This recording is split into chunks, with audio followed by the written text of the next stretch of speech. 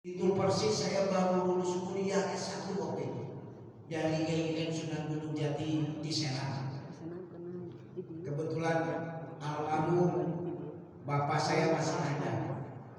Kemudian mungkin bertakon-takon ini, almarhum bapaknya siapa? Kita dulu Pak, ta'aruf dulu.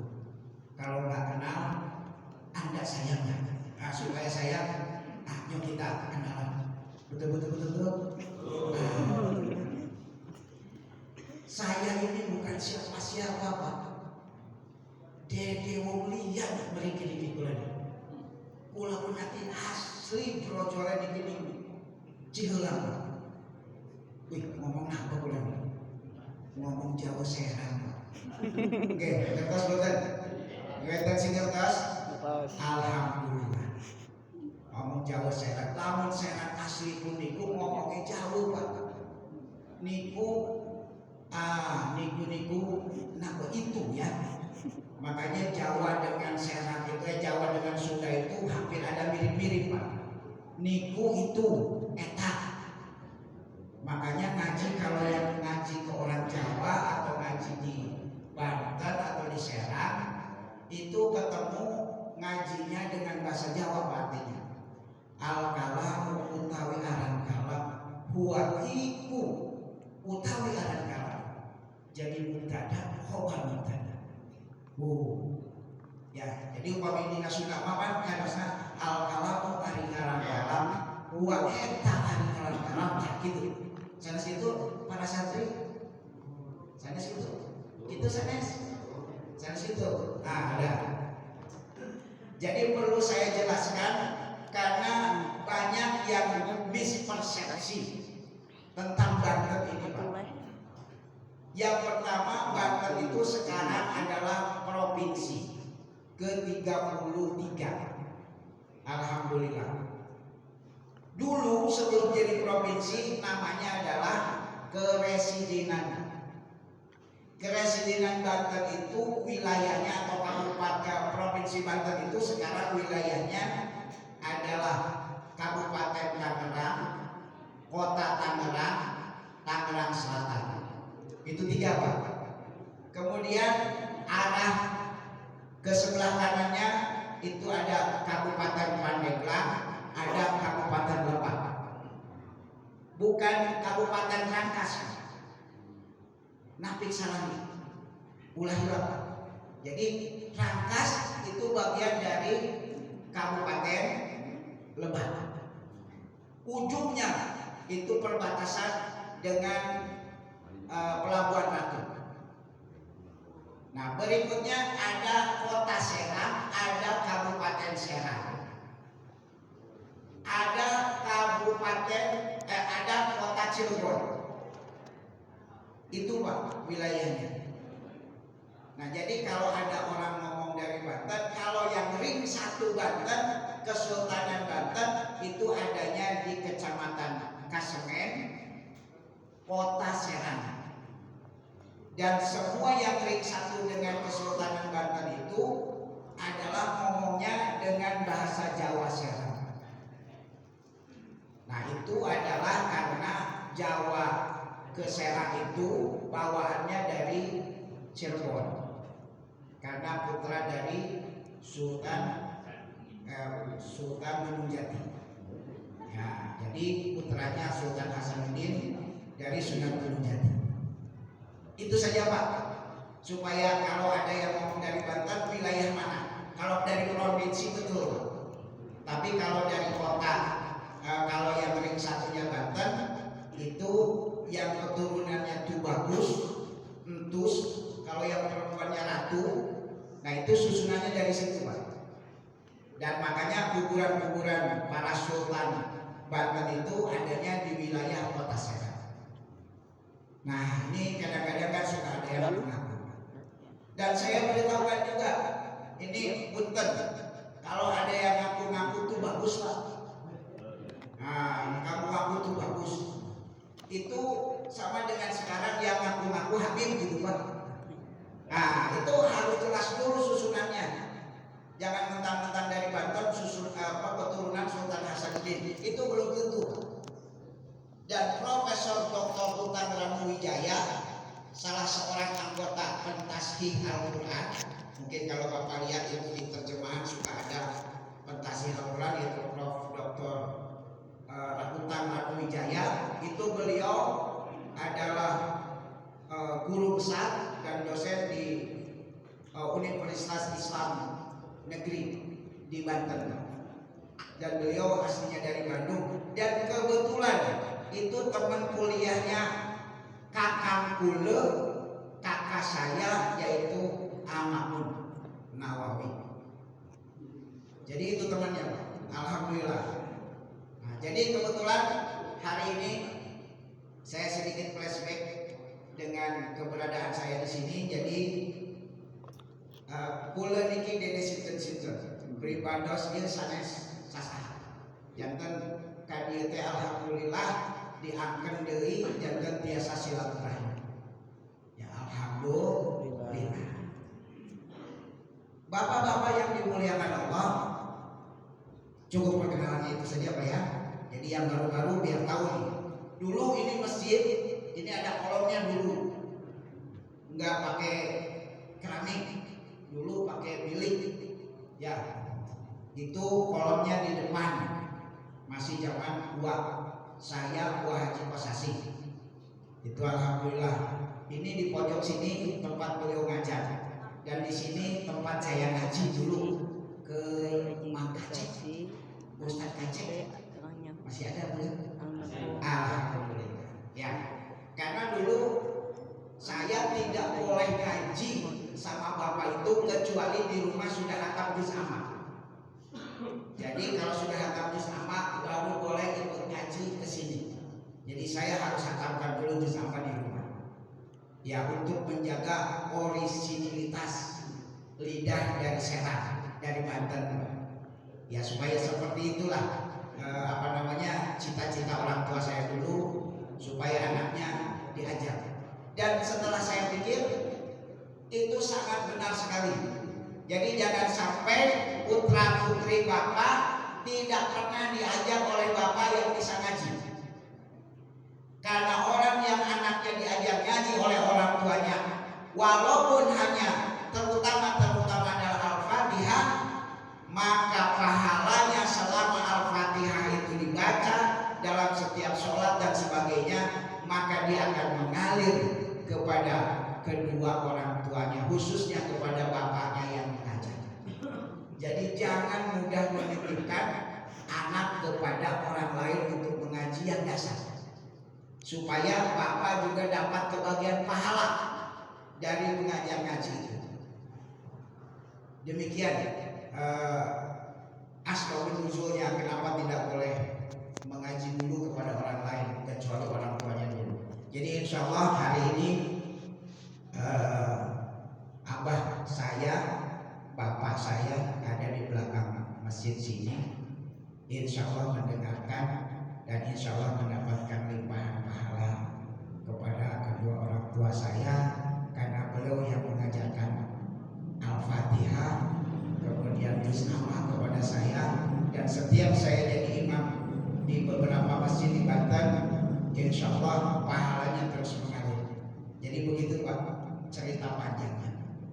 Jamaah yang dimuliakan oleh Allah Subhanahu wa taala, saya tadi mendengarkan panjang lebar baik dari yang sambutan maupun yang bersolawatan. Alhamdulillah.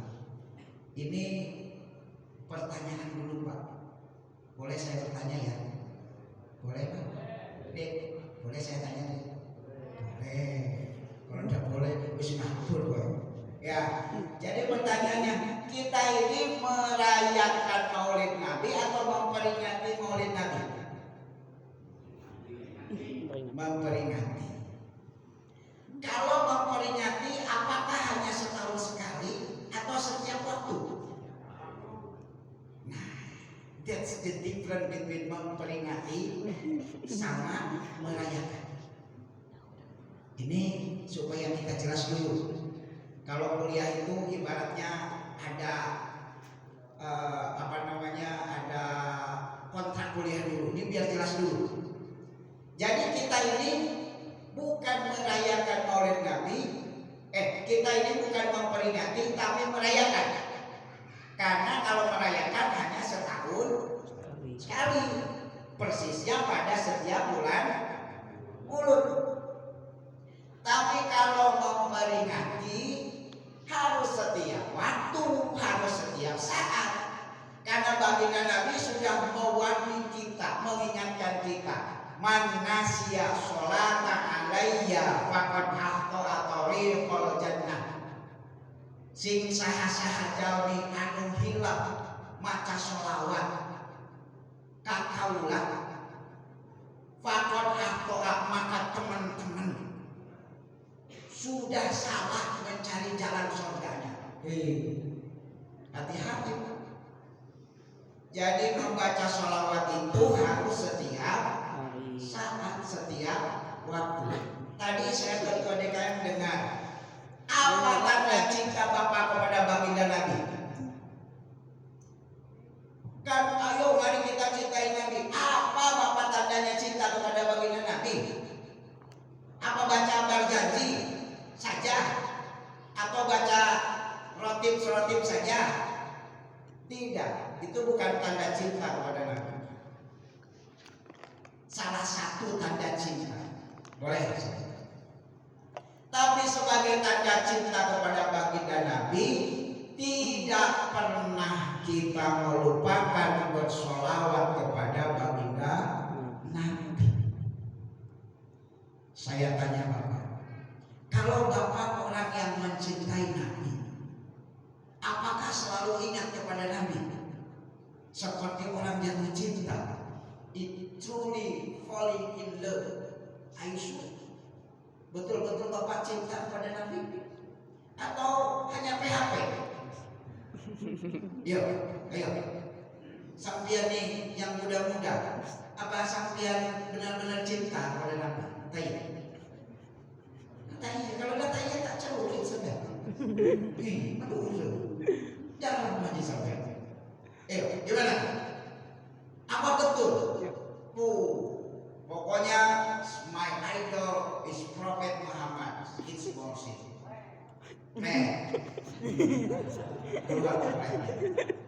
Kalau Anda tidak pernah ingat dan berselawat kepada Nabi, palsu cinta, PHP itu. Pemberi harapan palsu. Ini tidak terjadi kepada yang tua dan muda, tapi kepada siapapun umat Muhammad yang ngaku umat Muhammad, tapi sholawatnya malas, siap-siap nanti di akhirat tidak dihapus. Apa ya ceritanya? Ada ceritanya. Ada.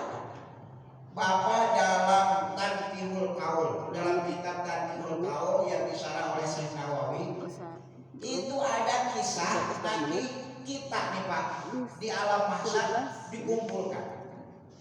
Dan setelah dikumpulkan, baginda Nabi itu dapat jatah namanya Telaga Kautsar. Inna a'toina kal kautsar. Nabi Muhammad dapat Telaga Kautsar. Lalu siapa orang yang akan diberi minum oleh Telaga Kautsar itu?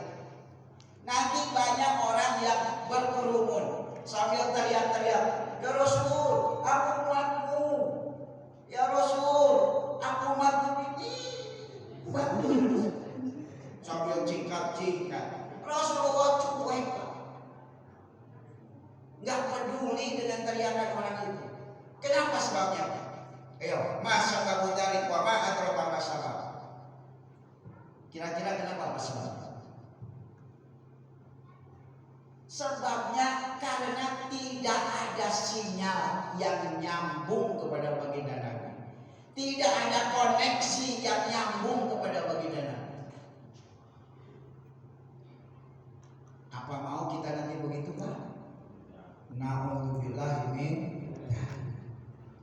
Jadi setiap orang yang nanti itu membaca sholawat kepada baginda Nabi dan membaca sholawat itu kira-kira bunyinya apa sholawatnya?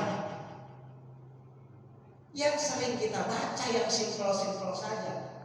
Allahumma sholli ala Sayyidina Muhammad. Saya tanya, sebagai bapak yang mengaku cinta kepada Nabi, Berapa kali Bapak bersalawat kepada baginda Nabi dalam satu hari satu malam? Berapa Pak? 5 kali. 5 kali mah itu mau rukun sholat. Bukan berarti Bapak ingat sama Nabi, itu rukun sholat. Iya, yang berapa kali lagi? Coba siapa Pak? Yang merasa. Saya berapa kali? Kalau orang yang benar-benar cinta kepada Nabi, sebagaimana orang yang jatuh cinta kepada seseorang, itu pasti selalu ingat. Kan ada nih dulu mungkin sing sampun sepuh-sepuh ya, niku malah ingat lagune Diana sinten sing wenten topel. Aku mau makan. Nah, ingat kamu, aku mau tidur. Ingat kamu, aku mau. Ingat kamu juga. Orang lagi jatuh cinta itu semuanya selalu teringat kepada orang yang dijatuhi cintanya. Jadi kalau kita memang, if you truly love to Muhammad Prophet, it must be always. Must always say Muhammad Rasulullah Sallallahu Alaihi Wasallam. Salawat terus, bersalawat terus. Nah makanya tadi saya ingatkan orang yang lupa salawat, pertama bahayanya dia sudah salah mencari jalannya Allah. Yang kedua Pak, orang yang kalau salawat minimal 1 kali saja dalam satu hari satu malam, maka baginda Nabi Shallallahu Alaihi Wasallam itu akan menjawab salamnya, dan bahkan Allah akan menjawabkan salam baginda Nabi 10 kali. Masya Allah. Allahumma sholli ala sayyidina Muhammad. Allahumma sholli wa sallim wa barik alaihi. Minimal kalau saja 1 kali, yang paling pelit Pak. So pelit-pelitnya uang 1 kali bahwa dia baca sholawat. Ini saya bacakan manfaatnya. Hadisnya diriwayatkan oleh Imam Muslim dan Ahmad. Man sholla alayya wahidatan sallallahu alaihi biha ashran. Maka Allah membalas sholawat orang itu 10 kali. Tidak hanya Allah menjawabkan sholawat untuk baginda Nabi 10 kali, tapi juga adalah wahutbat anhu ashra khotoyat, akan diampuni 10 kesalahannya. Warufi antahu ashra darajatin, akan diangkat berapa Pak? 10 derajat. Ini hadis dilanjutkan atau dalam hadis yang lain yang diriwayatkan oleh Imam Ahmad. Jadi Pak, paling pelit Bapak berapa 1 kali apa sholawatnya? 1 kali 1 hari. Ada yang sholawatnya lebih banyak, 10 kali. Ada Pak? Ada. Alhamdulillah. Ini perlu bersyukur kalau Bapak masih bisa sholawat. Bagi orang yang sholawatnya 10 kali pagi dan sore, hadisnya diriwayatkan oleh Imam Tabrani, man sholla alayya hina yusbihu ashron wa hina yumsi ashron adrakathu syafa'ati yaumal qiyamah. Jadi orang yang minimal 10 kali sore, 10 kali pagi, maka dia mendapatkan syafaat baginda Nabi. Alhamdulillah. Beruntung bapak-bapak yang minimalnya 10. Ya, 10 kali sore, 10 kali pagi. Itu yang Bapak dapatkan, dapatnya adalah syafaat baginda Nabi Shallallahu Alaihi Wasallam. Kapan Pak? Yaumal Qiyamah. Karena syafaat Rasulullah itu bermanfaatnya pada saat nanti yaumala dhilla illa dhillah. Tidak ada nanti pertolongan perlindungan kecuali hanya dari Allah Subhanahu wa taala. Maka insya Allah mudah-mudahan jangan bosan-bosan lisan Bapak membaca sholawat minimal paling pelitnya 10 kali pagi dan sore. Ini mah baca sholawat doang. Jangan anggap enteng Pak dengan sholawat baginda Nabi. Karena baginda Nabi lah yang menjadi penyebab bumi dan langit ini Allah ciptakan. Dalam hadis qudsi Allah berfirman, laula kaya Muhammad, andaikan aku tidak akan ciptakan engkau hai Muhammad, ma khalaqtu. Laula kaya Muhammad ma khalaqtu aflaka wa ma fiha. Aku tidak akan ciptakan jagat raya ini. Wajib curang, ya harus betul-betul diseriusi. Nah berikutnya, bagaimana kalau ada orang yang lebih baik lagi bersolawatnya kepada baginda Nabi? Sudikah Bapak urusannya dikabulkan oleh Allah di dunia dan di akhirat?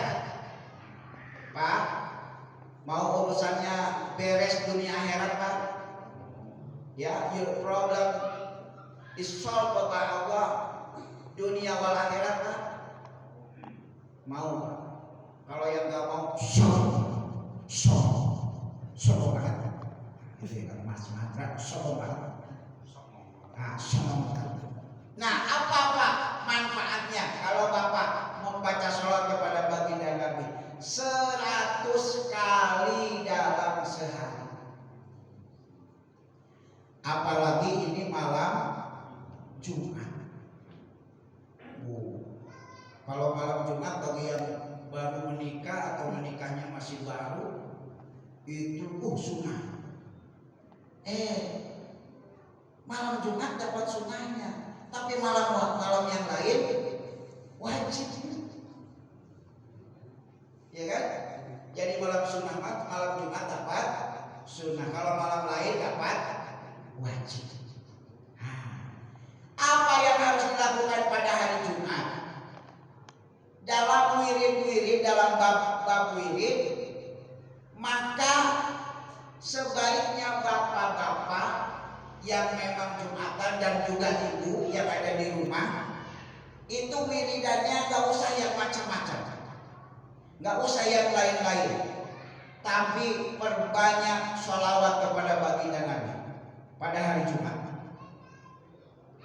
Nah kalau 100 kali itu tidak memakan waktu yang banyak. Kira-kira berapa menit kalau 100 kali? Allahumma sholli ala sayyidina Muhammad wa ala alihi wa sahbihi ajmain. Boleh begitu? Boleh. Allahumma sholli ala sayyidina Muhammadin abduka wa rasulika wa nabiyika wa nabiyika wa rasulika nabiyil ummi wa ala alihi wa sahbihi dan seterusnya. Allahumma sholli ala sayyidina Muhammad wa ala ali sayyidina Muhammad. Boleh. Allahumma sholli ala sayyidina Muhammad wa ala ali sayyidina Muhammad kama shallaita ala sayyidina. Boleh. Jadi Bapak pilih yang mana saja boleh. Dibacakan minimal 100 kali, apalagi pada hari Jumat, apalagi di hari-hari yang lain, maka semua urusan sampean it's okay, it's running back. Semuanya berjalan dengan baik. Bahkan baginda Nabi menjanjikan dalam hadis yang disampaikan bahwa man sholla alayya fi yaumin mi'ata marrah qadallahu lahu mi'ata hajatin sab'ina minha fil akhirah wa 30 minha lid dunya. Masya Allah. Jadi orang yang baca sholawatnya 100 kali, maka Bapak dapat bagiannya 30 urusan di dunia itu silahkan minta. Allah akan kabulkan, Allah akan berikan permintaan 30 permintaannya di dunia dan 70 di akhirat. Masya Allah. Nah ini kalau disuruh minta 30 itu bapak pasti mubeng, palak tidak siapa pasti. Sebab muter-muter 10 saja paling larinya bolak-balik ke situ. Coba kira-kira bapak kalau mau minta urusan di dunia ini kira-kira urusannya apa Pak? Punten dari Pak Haji satu. Pak, siapa? Gede apa? Ya? Dari bapak minta kaya. Oh, gampang. Yang kedua Pak, siapa? Kawin lagi. Wih, kita kawin lagi. Terus pertakuan ini masih kuat orang deh. Kalau orang kuat mas aja main-main seperti sehat lah. Ya, kedua Pak. Minta selamat. Oke, ketelu nih Pak. Pak Haji. Oke, nopo pengen Pak. Bahagia di dunia wal akhirat. Napa balik Pak? Terus kepapat Pak. Ayo. Minta sehat. Ayo Pak, kelima Pak, lanjut. Panjang umur, badan sehat. Tapi Pak, kalau umurnya dipanjangin, teman-temannya masih ada Pak. Ayah gini Pak. Ayah tinggal sama mana Pak? Alhamdulillah. Sebab saya pernah mendengar pengakuan orang yang usianya 99 tahun. Kata beliau, udah jangan minta panjang umur. Seperti saya contohnya, saya dikasih panjang umur. Tos tegaduh rerencangan ngobrol. Sebab rerencangannya sadayana tos almarhum. Ngobrol sareng anak muda teh nyambung. Ngomong yang icu, ngomong teh nyambung. Wani ngomong nang gadget bae geus teh nyaho lah. Bingung. Aki, Arya teh kumaha cara geus nanti geus teu ngarti. Jadi akhirnya mah tulang cileum mah nyari apa?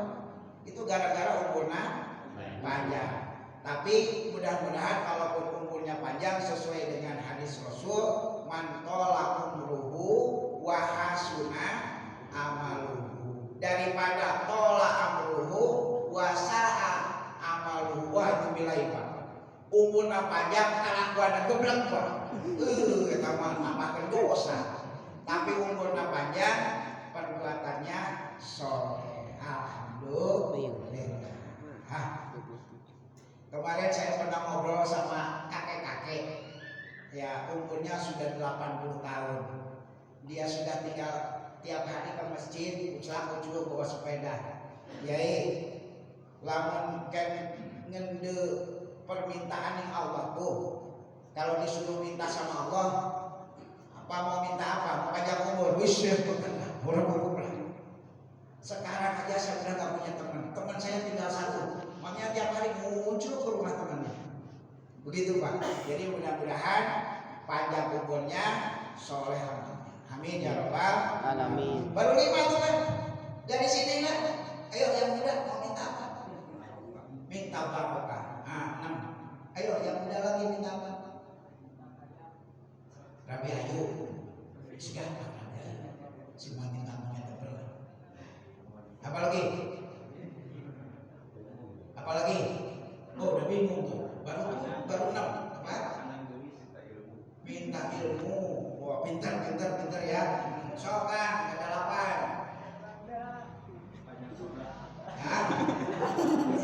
Sejak orang kaget lah di luar kota kebagian lah. Kasus sudah kayak di luar doang teman di luar mah. Tuh kalau kecil kota. Ayo terus Pak. Bingung. Itu baru 8, baru 7, 8 dulu. Jadi kalau disuruh minta 30 permintaan, Masya Allah. Sedangkan nanti yang paling banyak Allah kabulkan 70-nya di akhirat. Nah oleh karena itu dari hari ini, malam ini setelah peringatan Nabi, nanti hari Jumat atau subuhnya atau siangnya sambil nunggu imam, sambil selesai wiridan, sambil pokoknya baca sholawat sebanyak-banyaknya. Sebab urusan apa kalau banyak sholawat 100 minimalnya 30 Allah kabulkan di dunia dan 70 di akhirat. Alhamdulillah. Ini saya cerita pribadi. Ya, bukan berarti saya sholawatannya banyak, tidak. Tapi alhamdulillah kerasa. Pengen apapun alhamdulillah kecumponan, Pak. Saya tahu sendiri putranya Al-Haj Muhammad Sirajuddin. Beliau kerjanya naib. Golongannya 2B apa 2C. Ya, pegawai negeri tahu sendiri. Punya anak 9. Itu buat makan setengah bulan wis ora cukup. Wis ora cukup. Ya, makanya ya ini mau terus terang saja biar Abah juga dengerin sama umi saya di belakang di sini. Itu makanya bukan banyak ngutang ke warung. Wih, swear ya, Pak.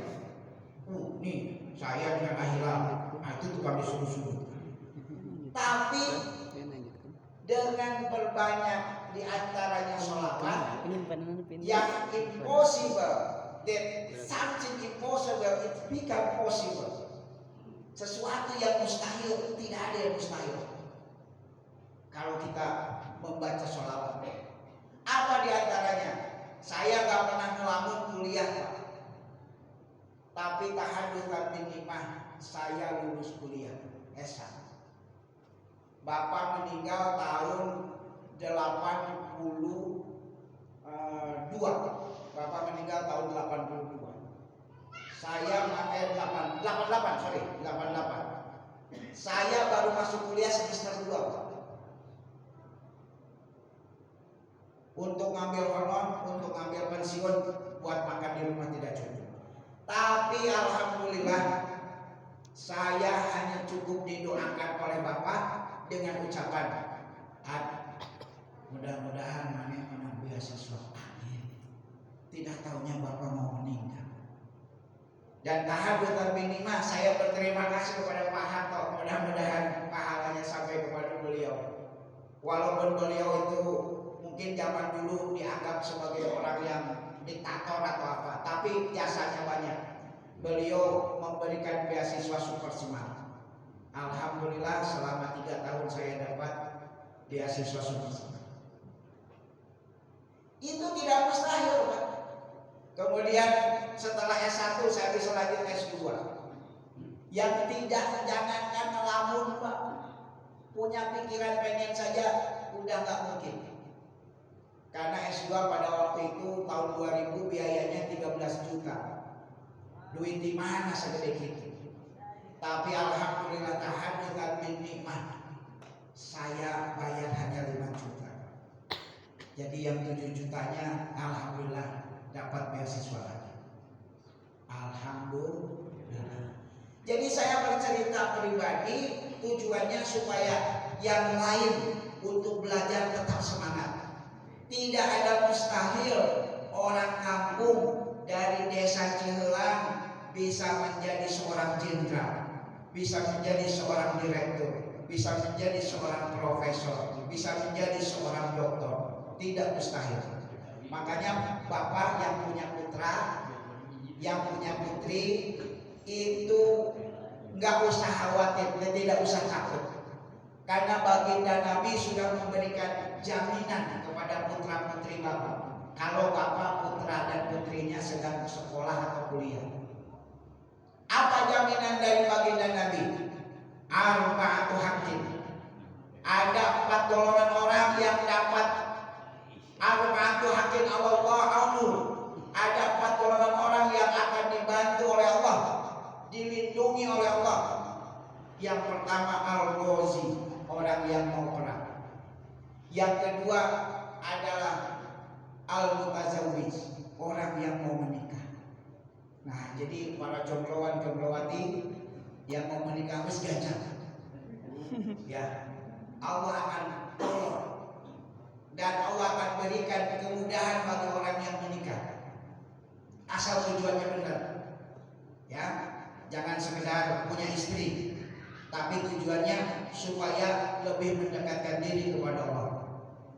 Kenapa? Jaminannya apa? Wa iyyakunu fuqara yughnihimullahu min fadli. Kalau kalian fakir, Allah berikan kecukupan. Itu orang yang mau menikah. Ya. Dulu ketika saya kuliah S1 selesai usia 25 masuk 26. Saya punya pikiran satu, daripada saya sarjana nganggur, mendingan saya jadi sarjana punya istri, punya anak. Begitu Pak. Nekat Pak. Sebab kalau punya istri susahnya ada yang menemani. Kalau sudah mah sendiri bujangan gak ada yang nemenin, pening kepala. Kok pukul kepala. Tiap malam kau belain terus. Tapi kalau kau punya istri, kau punya teman itu untuk ngobrol, susah itu. Paham yang di luar? Kalau di depan harus lewat itu. Baca nggak benar jadinya. Baik. Yang ketiga, al-muqaddim, orang yang lagi belajar. Itu jaminan Rasulullah, jaminan Allah akan dibantu. Yang tadi saya contohkan seperti itu. Ya, alhamdulillah. Berikutnya yang terakhir adalah al-hajj, orang yang mau berangkat haji. Jadi kalau Bapak Ibu mau berangkat haji sekarang, sudah daftar saja atau mulai nabung dari sekarang. Saya dulu mau berangkat haji cuma hayalan Pak, cuma mimpi Pak.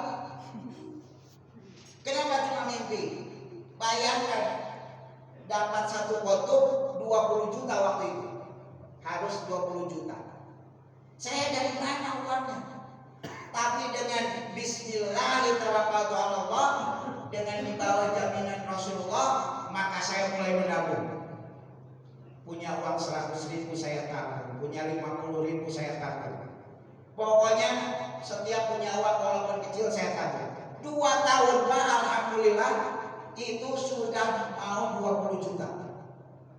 Alhamdulillah. Jadi Allah berikan mudah rezekinya Pak. Entah dari mana saya juga bingung.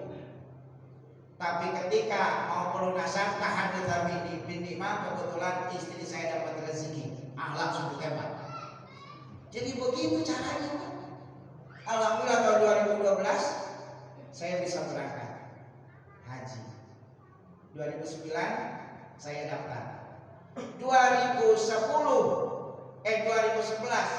ibu saya yang gak punya mimpi apa-apa untuk berangkat haji bisa berangkat haji. 2011 bapak saya badalkan hajinya.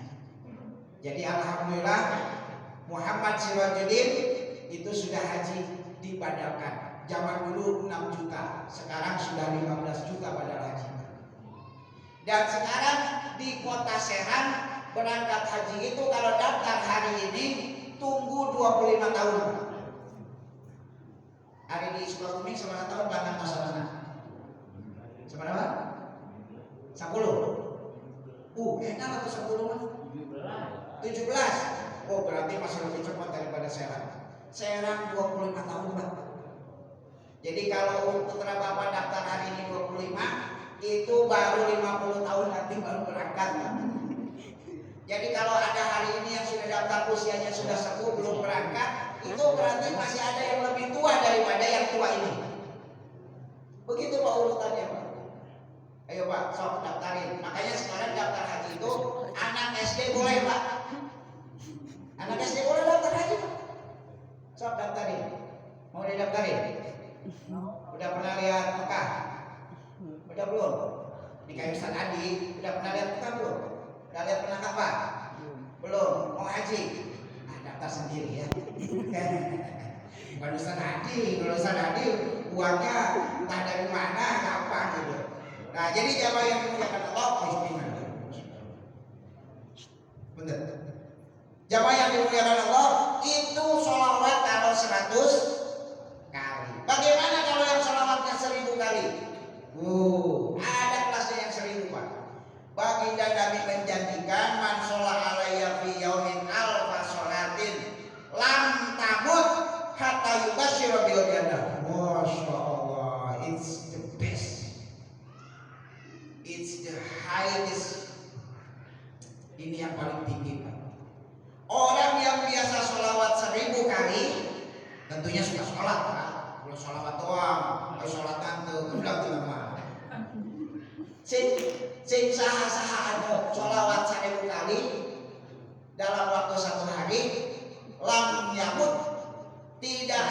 diwafatkan dia tidak akan mati hatta yubashiru bil jannah, sehingga dia diberi kabar gembira dengan masuk surganya Allah Subhanahu.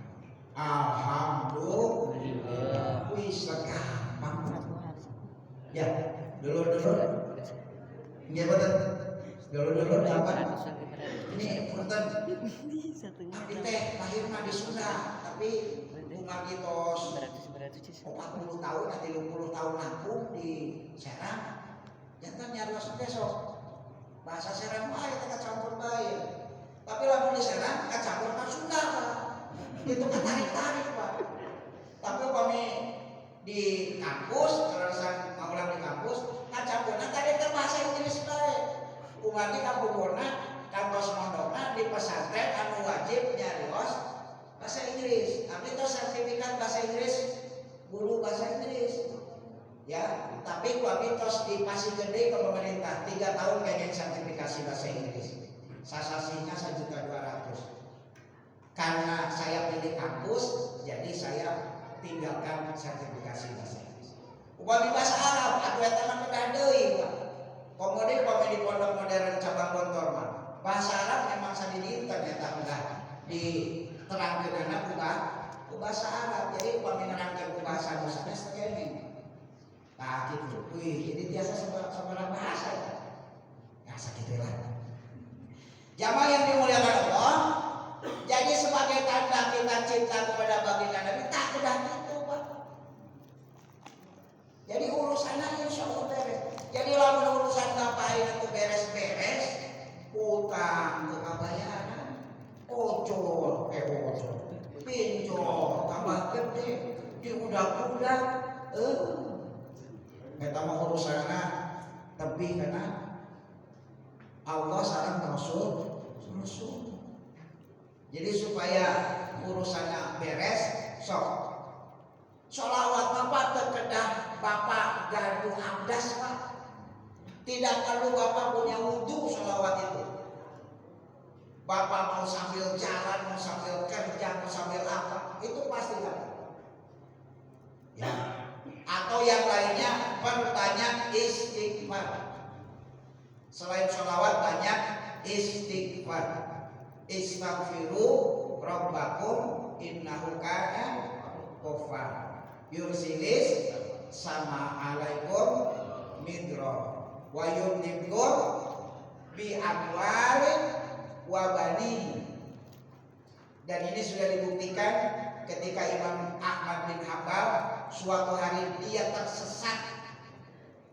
Dia jalan sejalan-jalannya, ada yang manggil, ada yang menggerakkan kakinya untuk jalan, padahal dia tidak tahu kampung itu. Sampai akhirnya dia kemalaman di suatu tempat, lalu kemudian beliau mau niatan tidur di masjid, diusir sama pengurus masjid. Jadi orang naik musala masjid diusir tuh, Pak. Usir tuh, Pak. Pokoknya ini diusirnya. Nah, bisi jam nakin pada pinahnya. Jam pada pinah, keyboard speaker pinahnya. Kadang-kadang dia kita sok itu, tadi kunci masjidnya gitu. Ya, dikunci masjidnya. Kadang-kadang sok karunya ayam palai wangi ke masjidnya. Nah beliau diusir, Pak. Nggak ada tedeng aling-aling. Karena orang yang mengusirnya tidak tahu siapa beliau. Akhirnya dia melihat ada orang sedang bikin roti. Nah kemudian ketika dia bikin roti itu melihat siapa tadi, Ahmad bin Hanbal diusir. Akhirnya beliau mengajak, sini, yai sini. Begitu dia datang, ya udah istirahat di situ. Ya udah di tempat saya aja, nggak usah di sini, istirahat di situ. Nah setiap orang yang bikin roti selalu baca istighfar. Astagfirullahaladzim. Astagfirullah. Kemudian Ahmad bin Hanbal bertanya penasaran, Kang, iki mah maaf ya, hapunten ya. Eta maca apa istighfar? Naon akan ngetos dikengengkeun maca istighfar. Semua permintaan saya sudah Allah kabulkan. Semua permintaan sudah dikabulkan kecuali satu. Apa yang satunya itu? Saya pengen ketemu dengan Imam Ahmad bin Hanbal. Kata Imam Ahmad bin Hanbal, subhanallah, kan saya ini Ahmad bin Hanbal, pantesan saya pengen jalan ke arah sini. Jadi rupanya Allah memerintahkan saya jalan supaya ketemu sampean. Yang benar sampean Ahmad bin Hanbal. Iya, saya Ahmad bin Hanbal. Akhirnya dipeluk. Alhamdulillah, hari ini saya sudah dikabulkan semua permintaan gara-gara istighfar. Pengen punya anak, keluarga yang belum punya anak harus banyak istighfar. Pengen kebunnya perairannya bagus, hasilnya bagus, pertaniannya bagus, banyak istighfar. Pengen turun hujan, istighfar. Karena jaminannya begitu. Satu pertanyaan jawab apa? Sekian pertanyaan, sekian permintaan, tapi jawabannya satu, yaitu banyak istighfar. Alhamdulillah. Jamaah yang dimuliakan Allah. Masih terus? Satu waktu tadi. Pak, mana Pak? Anu ayat cairnya di leueut Pak. Anu ayat kuenya di dahan Pak. Ulah dihicipan, dihicipan nak menghiji doang ya. Kayak di dahan mah sehat kan katanya. Jadi namun Bapak bade miwarang dahan, mana dihicipan itu? Dihicipan atuh sacongok doang sih. Ya, ulah dihicipan Pak. Sok di dahan dinikmati supaya di sehat. Ayo deh. Nah, sikat gue. Ya, izin mah mau bisa kiinya. Oh, izin nanya toilet di mana. Nah, baginda Nabi ini adalah kalau kita ambil sebagai role model, maka memang beliau role model dalam kehidupan kita umat Islam. Laqad kana lakum fi Rasulillah uswatun hasanah. Apa yang bisa diambil uswatun dari hasanah dari beliau? Semua aspek kehidupan. Bapak mau bicara apa? Tapi kalau yang tinggi-tinggi susah mengikutinya. Kita yang sehari-hari saja Pak. Betul? Apa yang sehari-hari yang bisa Bapak ikuti? Makanlah kalau Bapak lapar, minumlah kalau Bapak haus, dan kalau sudah makan jangan sampai kekenyangan. Itu sumber penyakit. Ini bisa dipraktekkan Pak? Bisa?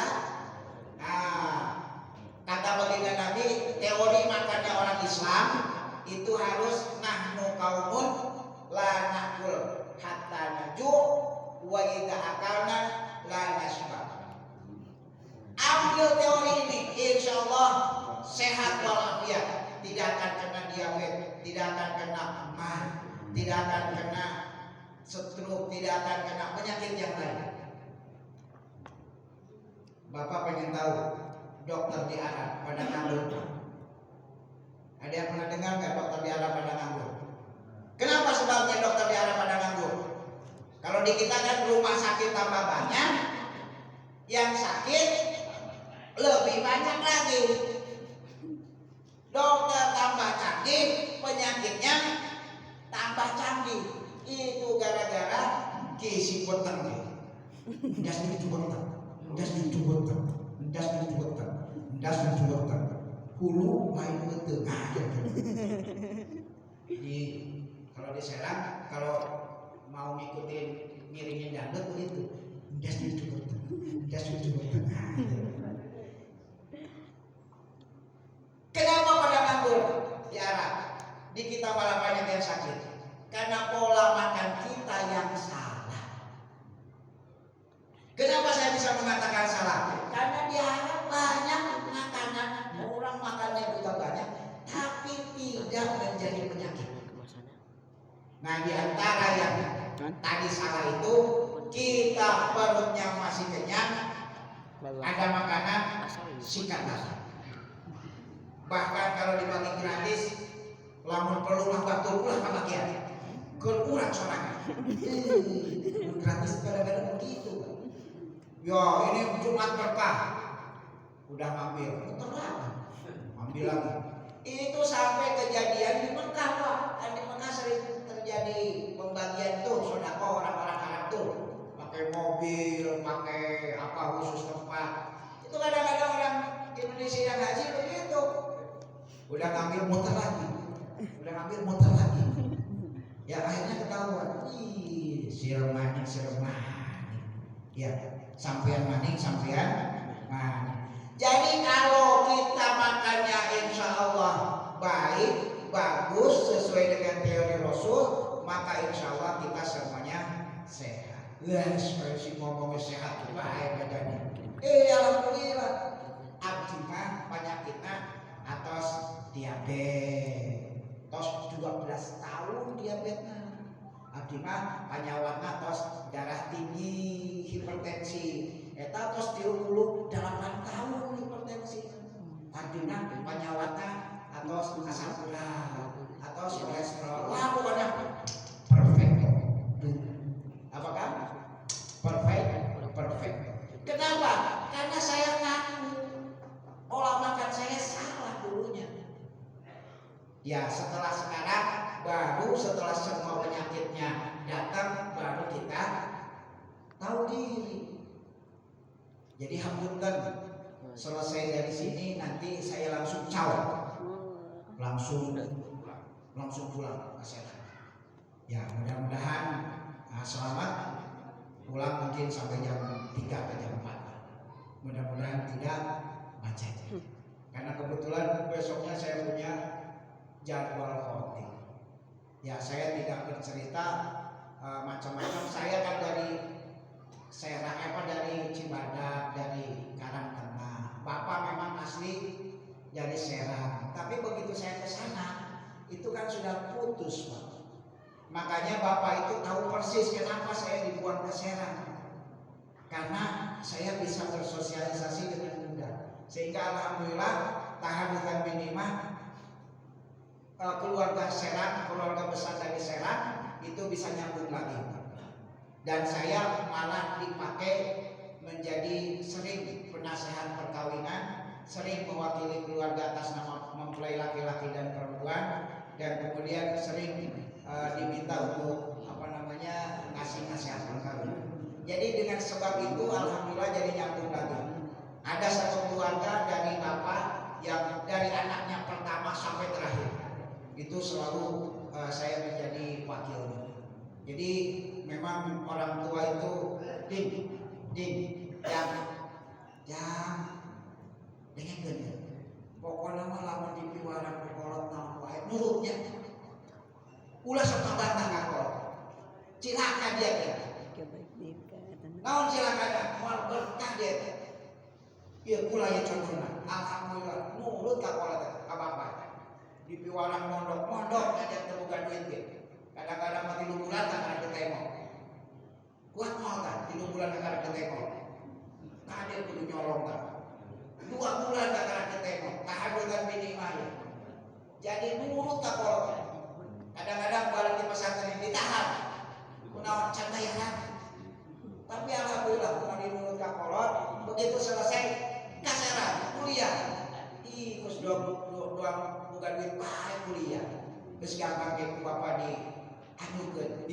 Ieu bae nu dicarita ya. Jadi carita masa lalu itu. Tapi alhamdulillah berkat nurut, jadi alhamdulillah bisa kuliah S1, bisa kuliah S2. Rada jangan abdi di SDT Kapopan almarhumnya. Terus hari Bulina, terus hari Kang Suryana almarhum itu. Seorang almarhum. Ya. Kang Sahadi tak seueur. Tadi aya ngomong benar alhamdulillah. Aduh hilap deui ininya. Punten tos suami teuing nya. Tara reuni. Bapak-bapak upami reuni itu sekitaraskeun naon coba? Terang teh bapak lamun reuni sekitaraskeun naon? Sok naroskeun naon? Lamun reunina SMA pertama sana biasa teh lulus SMA pertama sana, lu udah kerja di mana? Tuh, SMA. Lamun tos selesai kuliah, reuninya pertama sana ya. Lu udah nikah belum? Nah, gitu. Itu usia 30 tahun, 40 tahun, 50 tahun. Lu anaknya udah berapa? 50 tahun. Teman kita yang masih hidup masih berapa orang? Iya, tuh pertanyaannya begitu. Begitu 60, yang sudah meninggal berapa orang? Begitu 70, 80, pertanyaannya siapa yang masih hidup? 80, 90, lu siapa? Bingung, kespikunnya. Maneh saha teh? Banyak kok. Maneh mau selingkuh, jabatan kurang atuh. Jabatan kurang kecantik lu. Terus batuna ketok. Waalaikumsalam. Barang ketok waalaikumsalam. Ieu mah lain kayak tamu ieu mah ketok meja. Berarti salah sama wali guna. Kata pentana hasuna amalu saja Pak ya. Jadi muda meninggal. Tapi memang umur umat Nabi itu berapa? Ya Pak, umur umat Nabi itu umurnya berapa Pak? Rata-rata. Ya sesuai dengan umur baginda. A'maru ummati baina sittina wa sab'ina. Umur umatku itu antara 60 sampai 70. Sedikit sekali yang bisa melewati. Nah, berarti kalau Bapak sekarang usianya 80, 90, berarti Allah beri kesempatan tobatnya lebih banyak. Gitu.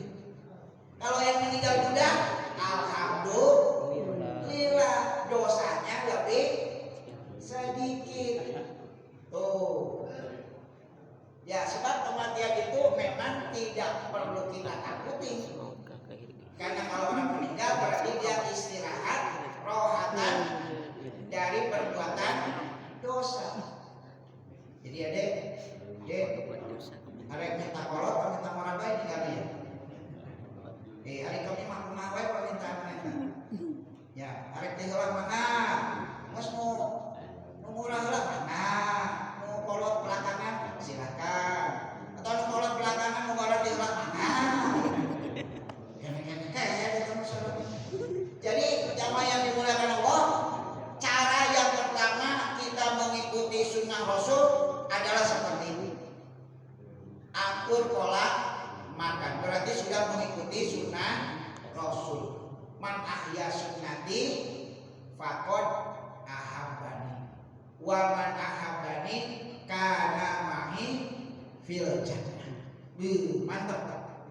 Orang yang suka menghidupkan sunnah-sunnah Rasul berarti dia mencintai Rasul. Dan orang yang mencintai Rasul kana mahi fil jannah, dia besertaku di dalam surganya Allah Subhanahu wa ta'ala. Siapa yang mau paling dekat dengan Rasulullah nanti di akhirat? Pak, kita boleh mengaku pengen dekat, tapi syaratnya ada. Aulan nasibi yaumal qiyamah, orang yang lebih dekat nanti denganku di hari kiamat, sahabat. Siapa Pak? Apa para sahabat? Nih. Apa para tabi'in? No. Apa para tabi'in? Tidak. Apa para ulama? Bukan. Apa para habaib? Belum tentu. Kalau turunannya palsu, ngaku-ngaku habib, berarti dia gede, dosanya lebih gede. Ini saya perlu sedikit ngomong karena kan yang mencetuskan klan Pahlawi itu tidak nyambung dengan Rasul kan Kiai Iman. Beliau pimpinan pesantren Nahdlatul Ulum di Kresek di Tangerang. Itu arah pantai ke daerah sana di Kresek di Tangerang. Dari Balaraja ambil ke kiri. Itu dekat pesantren Subul Salam. Beliau masih muda Pak, tapi karena hasil penelitiannya terhadap silsilah tentang kitab-kitab silsilah, ternyata dari mulai abad 1, abad kedua, abad ketiga, abad keempat, abad kelima, abad ke-6, abad ke-7, abad ke-8, yang namanya Bahlawi itu bukan dari salah satu keturunan cucu Rasul. Kemudian muncul pada abad ke-9. Abad ke-9 baru muncul bahwa Bahlawi itu keturunan salah satu cucu Rasul. Kira-kira menurut Bapak, dari abad ke-1 kalau memang ada, sudah ada belum? Sudah. Mestinya sudah ada. Abad kedua ketiga nggak bakalan putus kalau memang silsilah. Nanti pasti akan nyambung terus. Tapi 1 sampai ke 8 tidak ada muncul abad 9. Nah, ini yang menjadi sesuatu yang aneh. Kalau kita tidak cinta kepada para Habib, salah kalau memang benar cucunya Nabi. Tapi kalau salah, jangan diteruskan supaya mereka tidak punya merasa dirinya cucu Nabi. Seperti tadi saya ceritakan, yang ngaku-ngaku itu bagus di Serang Banten itu adalah aslinya punten. Ini hasil penelitian Prof. Utang tadi, teman kakak, teman lama. Itu kebanyakan justru dulunya yang berkhianat kepada Sultan Hasanuddin, yang kemudian dia pro kepada Belanda. Tuh, sebab kalau asli turunan daripada Sultan Hasanuddin, kalau dia ngaku-ngaku itu bagus, utus atau ratu, itu dulu ditangkapin oleh Belanda, dibunuh sama Belanda. Makanya dulu Sultan Son Haji, salah satu putra daripada Sultan Hasanuddin, itu dibuang dengan keluarganya, dibawa pakai perahu dari Karanghantu, dan kemudian diberlayarkan sampai ke Surabaya. Tapi mereka di Surabaya tidak berani mengaku keturunan Sultan Hasanuddin untuk menjaga privasinya. Begitu Pak. Nah sekarang kan kalau para habaib disuruh tes DNA, dia nggak mau. Padahal dari awal mereka sudah gembar-gembor, ini rambut Rasulullah. Kalau dites DNA maka akan ketahuan apa hemoglobinnya, J1. Nah kalau yang ada ngaku-ngaku Habib tidak sama dengan hemoglobinnya Rasul atau dengan silsilah DNA apa namanya tes DNA-nya Rasul, maka dia bukan keturunan. Tapi sekarang tidak mau. Dulu Bapak ingin tahu cara ngetes cucunya Rasul, keturunan Rasulullah. Itu lebih ekstrim Pak. Caranya apa? Dimasukin kandang singa Pak. Kalau cucu Rasul asli itu nggak mau diterkam sama singa sama macan. Dulu sampai begini untuk ngetes cucunya Rasul atau bukan. Ya, kalau sekarang nggak usah lah, cukup tes DNA saja. Ya kalau memang berani. Najwa Shihab, turunan Quraisy Shihab, yang hidungnya mancung kayak orang Arab, dites DNA, keluarnya apa hasilnya? Dia cuma hanya 3% keturunan Arabnya, sisanya tak dari mana, gak ada kaitannya, turunan Arab saja bukan. Kira-kira begitu, dan itu sudah banyak dibuktikan. Nah, saya tidak memperlanjut lagi itu, biarin urusannya Kiai Iman dengan dengan teman-temannya ya. Berikutnya jamaah yang dimuliakan Allah, untuk supaya kita mengikuti sunnah Rasul, maka mulailah makan itu selalu dengan tangan kanan, dengan tangan bukan dengan sendok. Siapa yang sering makannya dengan sendok? Kalau makan kuah, kalau kuah kan susah. Tapi kalau yang bisa dicomot pakai tangan, itu sebaiknya it's better on your hand, langsung dengan tangan. Dan ini ada kisahnya bahwa ternyata penelitian makan tangan dengan tangan itu hasil gilingan di perutnya lebih halus dan lebih cepat dibandingkan yang dengan pakai sendok. Karena dalam tangan itu ada enzim. Dan enzim yang tercampur dengan makanan itu akan mempercepat dan memperbusuk makanan. Makanya kalau Bapak dulu suka ngambil, itu anak kecil ngambil makanan dari masakan, itu suka dimarahin tuh. Siapa pakai comot gitu. Kayak bisi kacang kasih. Cepat basi Pak. Betul Pak. Cepat busuk. Karena tangan kita ada enzimnya. Nah itu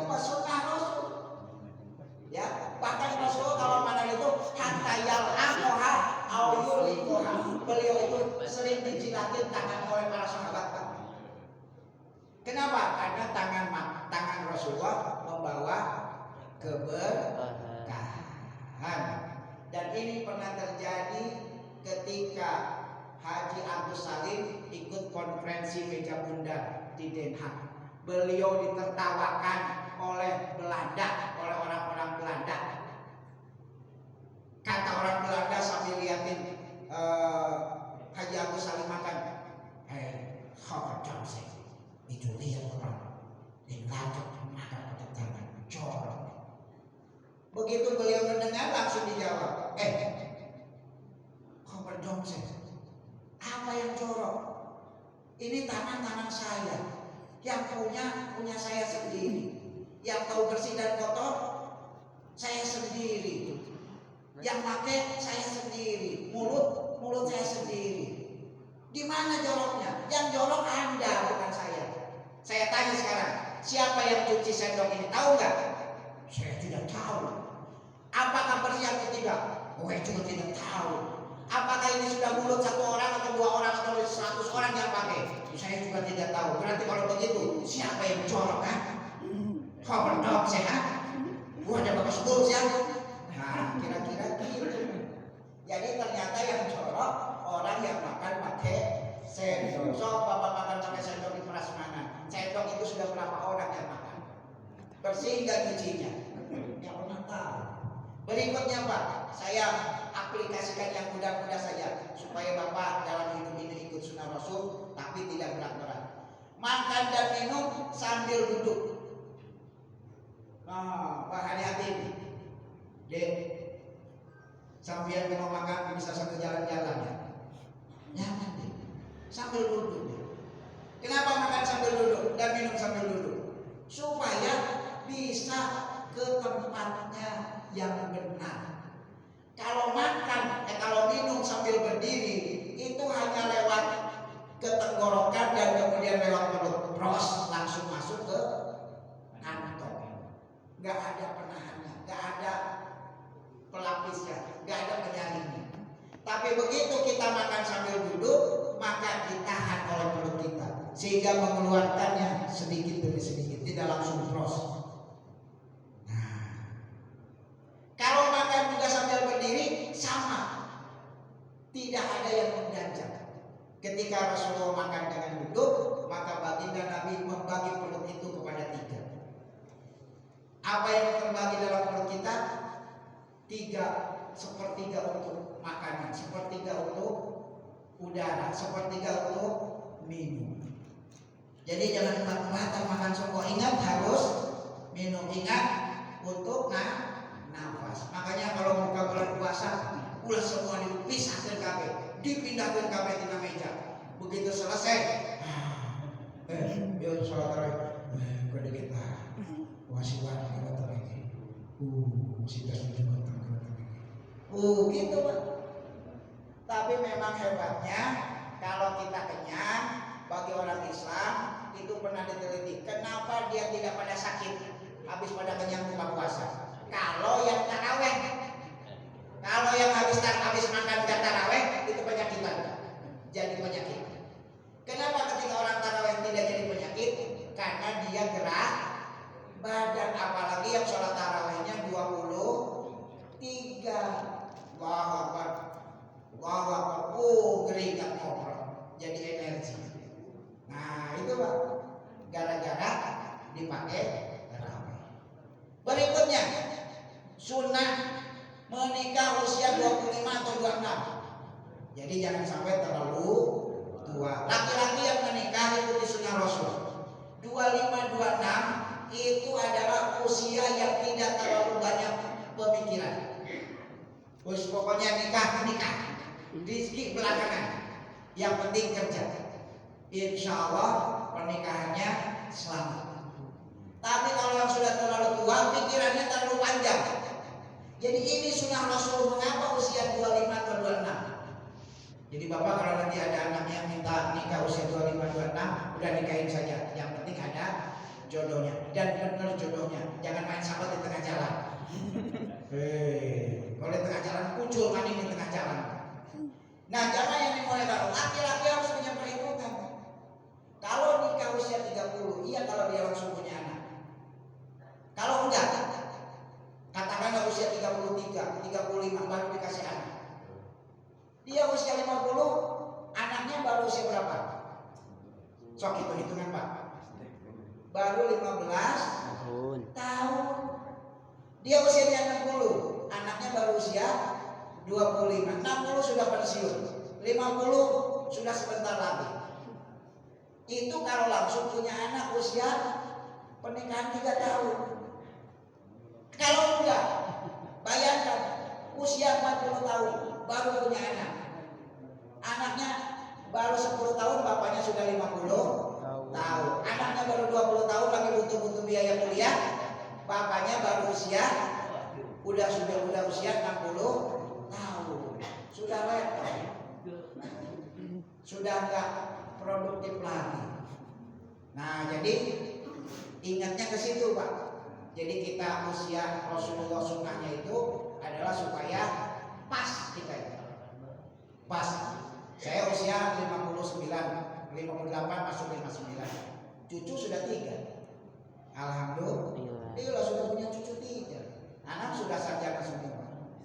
Sudah pada selesai kuliah semua. Jadi begitu Pak, alhamdulillah. Nah, jadi kalau kita ikut sunnah Rasul, insya Allah man ahya sunnati faqad ahabbani. Wa man ahabbani kana mahi fil jannah. Nah, berikutnya apa yang harus dilakukan lagi dalam kehidupan kita sehari-hari? Biasakan